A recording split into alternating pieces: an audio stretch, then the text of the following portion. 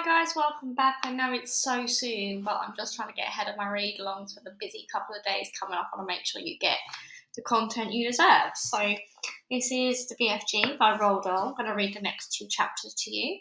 All Roald Dahl's own work, of course. I'm just reading it for pleasure and entertainment. And let's go. The next chapter is called The Royal Breakfast. There was a frantic scurry among the palace servants when orders received from the Queen that 24-foot giant must be seated with Her Majesty in the great ballroom within the next half an hour. The butler, an imposing personage named Mr. Tibbs, was in supreme command of all the palace servants, and he did the best he could in the short time available. A man does not rise to become the Queen's butler unless he is gifted with extraordinary ingenuity, adaptability, versatility, dexterity, cunning sophistication, sagacity, discretion, and a host of other talents that neither you or I possess. Mr. Tibbs had them all. He was in the butler's pantry sipping an early morning glass of light ale when the order reached him. In a split second he made the following calculations in his head.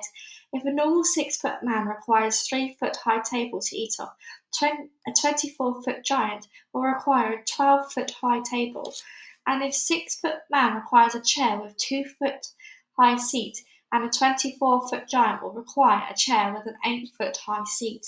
Everything, Mr. Tibbs told himself, must be multiplied by 4. 2 breakfast eggs must become 8, 4 rashers of bacon must become 16, 3 pieces of toast must become 12, and so on. These calculations about food were immediately passed on to Monsieur Papillon, the royal chef. Mr. Tibbs skimmed into the ballroom. Butlers don't walk. They skim over the ground, followed by a whole army of footmen. The footmen all wore knee breeches, and every one of them displayed beautifully rounded calves and ankle. There is no way you can become a royal footman unless you have a well-turned ankle. It is the first thing they look at when you are interviewed.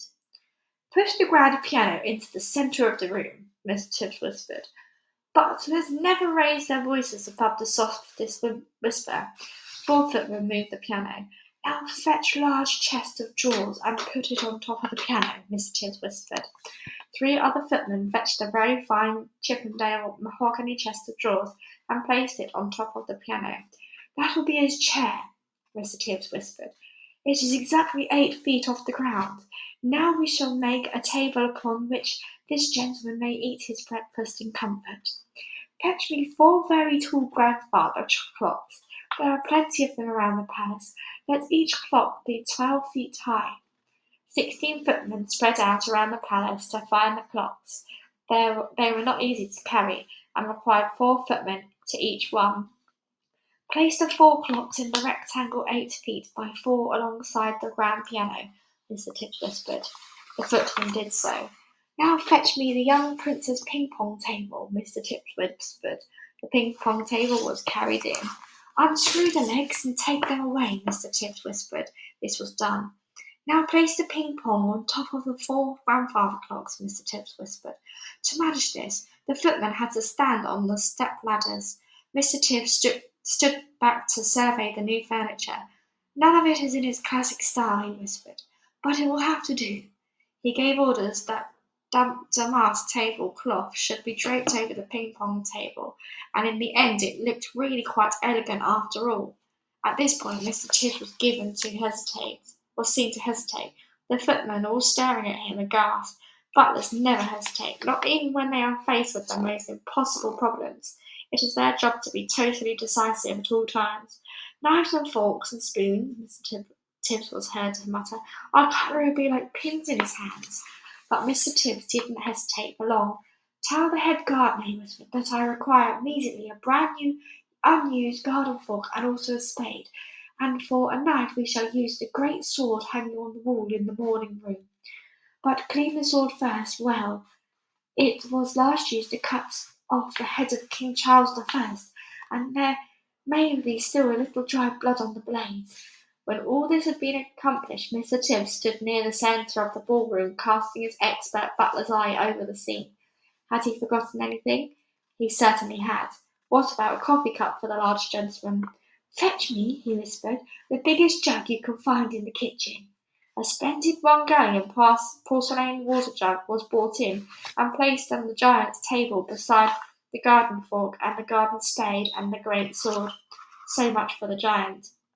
Mr. Tibbs then had the footman move the small, delicate table and two chairs alongside the giant's table. This was for the Queen and for Sophie. The fact that the giant's table and chair towered far above the smaller table simply could not be helped.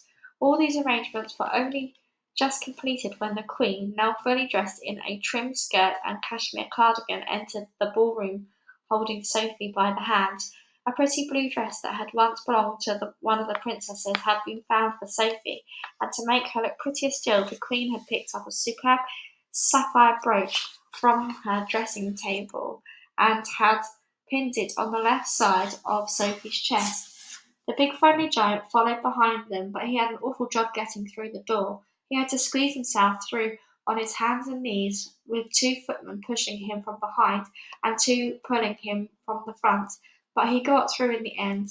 He had removed his black cloak and got rid of his trumpet, and was now wearing his ordinary simple clothes. As he walked across the ballroom, he had to stoop quite a lot to avoid hitting the ceiling. Because of this, he failed to notice an enormous crystal chandelier. Crash went his head into the chandelier. A shower of glass fell upon the floor. Poor BFG. Gong, hummers and bogswinkles, he cried. What was that? It was Louis XV, the Queen said, looking slightly put out. He's never been in a house before, Sophie said. Mr. Tibbs scowled. He directed 4 footmen to clear up the mess. Then, with a disdainful little wave of the hand, he indicated to the giant that he should seat himself on top of the chest of drawers, on top of the grand piano. What a whizzing, flush-bunging seat, cried the BFG. I is going to be back as a snug in a rug up here. Does he always speak like that? The Queen asked. Quite often, Sophie said. He gets tangled up with his words. The BFG sat on the chest of drawers piano and gazed in wonder around the great ballroom. By gumdrops, he said, what a spiffing wopsy room we is in. It is so gigantrous. I is needing big curculars and telescopes to see what is going on at the other end. Footmen arrived carrying silver trays with fried eggs, bacon, sausages, and fried potatoes. At this point, Mr. Tibbs suddenly realised that in order to serve the BFG at his 12-foot-high grandfather clock table, he would have to climb to the top of one of the tall step-ladders. What's more, he must do it balancing a huge warm plate on the palm of one hand and holding a gigantic silver coffee pot in the other. A normal man would have flinched at the thought of it, but good butlers never flinch. Up he went, up and up and up and up, while the Queen and Sophie watched him with great interest. It is possible they were both secretly hoping he would lose his balance and go crashing to the floor, but good butlers never crash. At the top of the ladder, Mr. Tibbs, balancing like an acrobat, poured the BFG's coffee and placed the enormous plate before him. On the plate there were 8 eggs, 12 sausages, 16 rashers of bacon, and a heap of fried potatoes. What is this, please, your Magister? The BFG asked, peering down at the Queen. He has never eaten anything except snozcumbers before in his life, Sophie explained. They taste revolting. They don't seem to have stunned his growth, the Queen said. The BFG grabbed a garden spade and scooped up all the eggs and sausages and bacon and potatoes in one go and shoveled them into his enormous mouth. By goggles, he cried, this stuff is making snozcumbers taste like Swatch Wallop. The Queen glanced up, frowning. Mr. Tibbs looked down at his toes and lips moved in a silent prayer. That was only one titchy little point, the BFG said. Is you having any more of this delunctuous grubble in your cupboard, Magister? Tibbs, the Queen said, showing true regal hospitality. Fetch the gentleman another dozen fried eggs and the dozen sausages. Mr. Tibbs swam out of the room, muttering unspeakable words to himself and wiping his brow with a white handkerchief. The BFG lifted the huge jug and took a swallow. Ouch! He cried, blowing a mouthful across the ballroom. Please, what is this horrible swig pill I is drinking, Magister? It's coffee, the Queen told him, freshly roasted. It's Wilson, the BFG cried out. Where is this frobscottle? The what? The Queen asked. Delumptuous fizzy frobscottle, the BFG answered. Everyone must be drinking frobscottle with breakfast, Magister. Then we can all be whiz-popping happily together afterwards. What does he mean? The Queen said, frowning at Sophie. What is whiz-popping? Sophie kept a very straight face. BFG, she said. There is no frobscottle here, and whiz-popping is strictly forbidden. What? Cried the BFG. No frobscottle, no whiz-popping, voluptuous music, no boom, boom, boom. Absolutely not, Sophie told him firmly. If he wants to sing, please don't stop him, the Queen said. He doesn't want to sing, Sophie said. He said he wants to make music, the Queen went on. Shall I send for a violin? No, Your Majesty, Sophie said. He's only joking. A sly little smile crossed the BFG's face. Listen, he said, peering down at Sophie. If Bay isn't having any frobscottle here in the palace, I can go whiz-popping perfectly well without City Boys trying hard enough. No, Sophie cried. Don't. You're not to, I beg you. Music is very good for the digestion, the Queen said. When I'm up in Scotland, they play the bagpipes outside the window while I'm eating. Do you play something?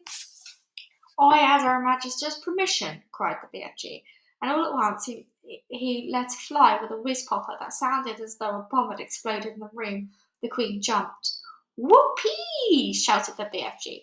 That is better than bagpipes, is it not, Magister? It took the Queen a few seconds to get over the shock.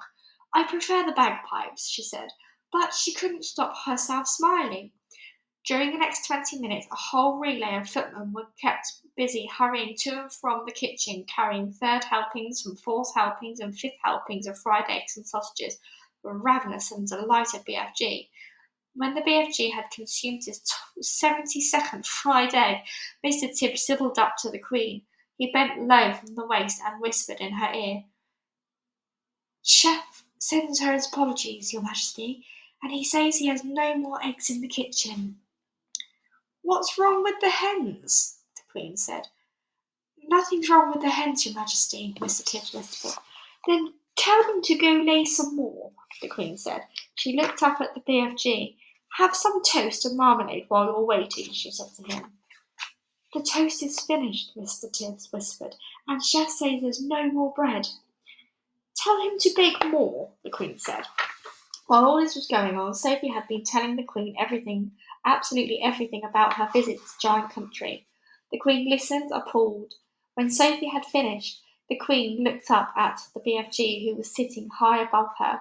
He was now eating a sponge cake. Big friendly giant, she said. Last night those man-eating brutes came to England. Can you remember where they went the night before?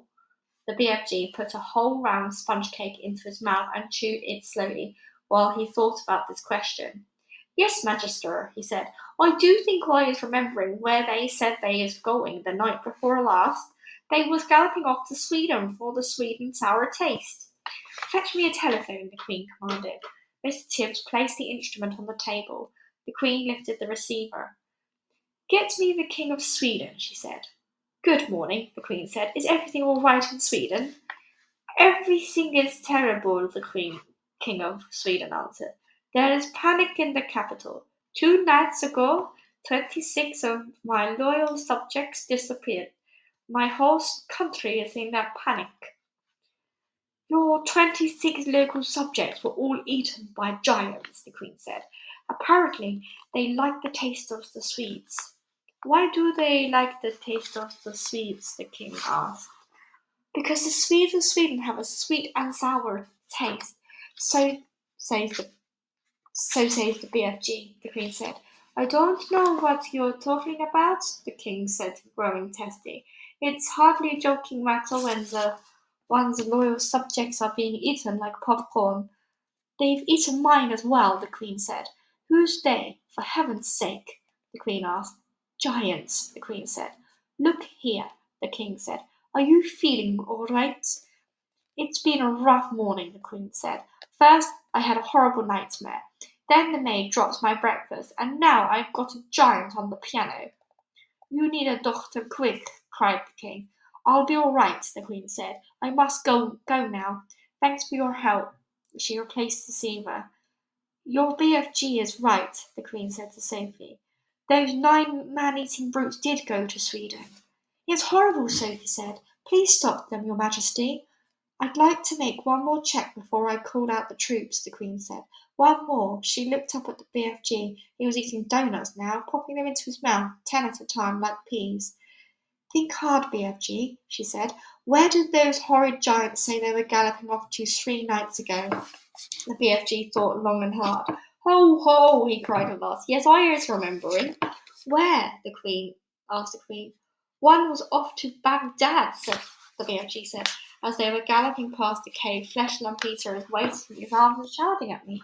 Why, he's off to Baghdad, and I is going to Baghdad, and Mum and everyone of their 10 children as well. Once more the Queen lifted the receiver. Get me the Lord Mayor of Baghdad, she said. If they don't have a Lord Mayor, get me the next best thing. In 5 seconds a voice was on the line. Here is Sultan of Baghdad speaking, the voice said. Listen, Sultan, the Queen said. Did anything unpleasant happen in your city 3 nights ago? Every night unpleasant things are happening in Baghdad, the Sultan said. We are chopping off people's heads like you are chopping parsley. I've never chopped parsley in my life, the Queen said. I want to know if anyone has disappeared recently in Baghdad. Only my uncle Harun at Rashid, the Sultan said.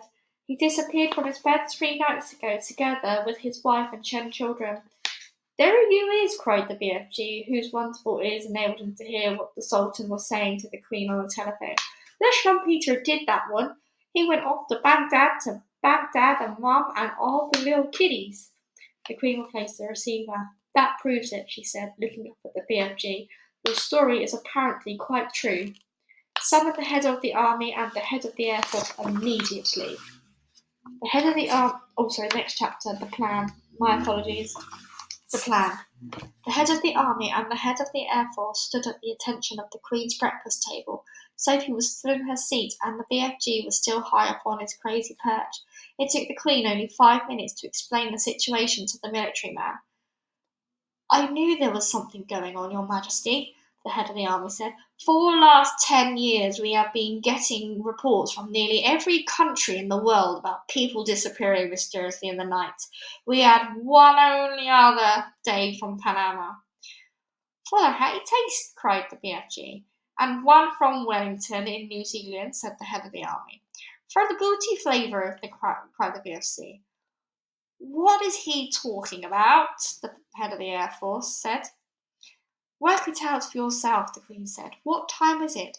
10 a.m. In 8 hours, those 9 bloodthirsty brutes will be galloping off to gobble up another couple of dozen unfortunate wretches.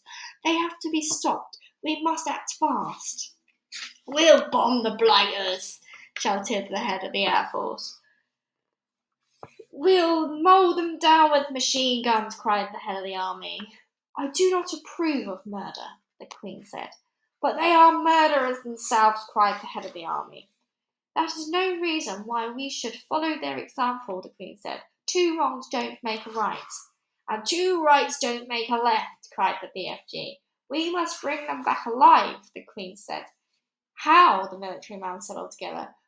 They are 50 feet high. They'd knock us down like 9-pins. Wait, cried the BFG. Hold your horseflies. Keep your skirts on. I think I is the answer to the maiden's hair. Let him speak, the Queen said. Every afternoon, all these giants is in land and noddy.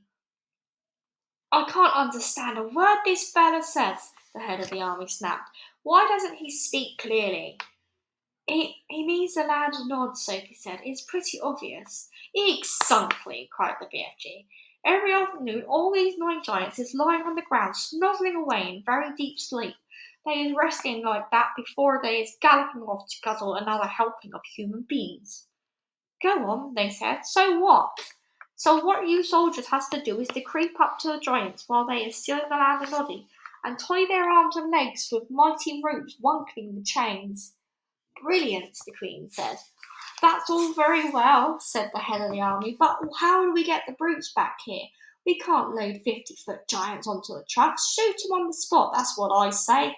The BFG looked down his lofty perch and said, this time to the head of the Air Force, "You is having belly poppers, is you not?" "Is he being rude?" the head of the Air Force said. "He means helicopters," Sophie told them. "Then why doesn't he say so? Of course we have helicopters." "Whoopsie big belly poppers?" asked the BFG. "Very big ones," the head of the Air Force said proudly. "But no helicopter is big enough to get a giant like that inside it." "You do not put him inside," the BFG said. "You sling him underneath the belly of your belly popper and carry him like a torpedo." "Like a what?" the head of the Air Force said. "Like a torpedo," Sophie said. "Could you do that, Air Marshal?" the Queen asked. "Well, I suppose we could," the head of the Air Force admitted grudgingly. "Then get cracking," the Queen said. "You'll need 9 helicopters, 1 for each giant." "Where is this place?" the Air Force man said to the BFG. "I presume you can pinpoint it on the map." "Pinpoint?" said the BFG. "Map? I is never hearing such these words before. Is this Air Force man been talking slush buncle?" The Air Marshal's face turned the colour of a ripe plum. He was not used to being told he was talking slush buncle. The Queen, with her usual admirable tact and good sense, came to the rescue. "BFG," she said, "can you tell us more or less where this giant country is?" "No, Magister," the BFG said, "not on my Nelly." "Then we're jiggered!" cried the Army General. "This is ridiculous," cried the Air Marshal. "You must not be giving up so easy," the BFG said calmly. "The first titchy popsicle you meet, and you begin shouting you is besquiggled." The Army General was no more used to being insulted than the Air Marshal. His face began to swell with fury, and his cheeks blew out until they looked like 2 huge ripe tomatoes. "Your Majesty," he cried, "we are dealing with a lunatic. I want nothing more to do with this ridiculous operation." The Queen, who was used to tantrums of her senior officials, ignored him completely. "BFG," she said, "would you please tell these rather dim-witted characters exactly what to do?" "A pleasure, Magister," said the BFG. "Now listen to me carefully, you 2 boot-bogglers." The military men began to twitch, but they stayed put. "I is not having the foggiest idea where giant country is in the world," the BFG said, "but I is always able to gallop there. I is galloping forwards and backwards from giant country every night to blow my dreams into little chickenless bedrooms.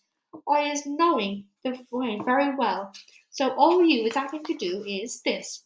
Put your 9 big belly hoppers up in the air and let them follow me as I is galloping along." "How long will the journey take?" the Queen asked. "If we is leaving now," the BFG said, "we will be arriving just as the giants is having their afternoon slaughter." "Splendid," the Queen said. Then turning to the 2 military men, she said, "Prepare to leave immediately." The head of the army, who was feeling pretty miffed by the whole business, said, "That's all very well, Your Majesty, but what are we going to do with the blighters once we've gotten back?" "Don't you worry about that," the Queen told him. "We'll be ready for them. Hurry up now, off you go." "If it pleases Your Majesty," Sophie said, "I should like to ride with the BFG to keep him company." "Where will you sit?" the Queen asked.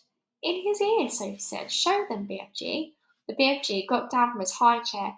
He picked Sophie up in his fingers. He swivelled his huge right ear until it was parallel with the ground, and he placed Sophie gently inside it. The heads of the Army and the Air Force stood there goggling. The Queen smiled. "You really are a wonderful giant," she said.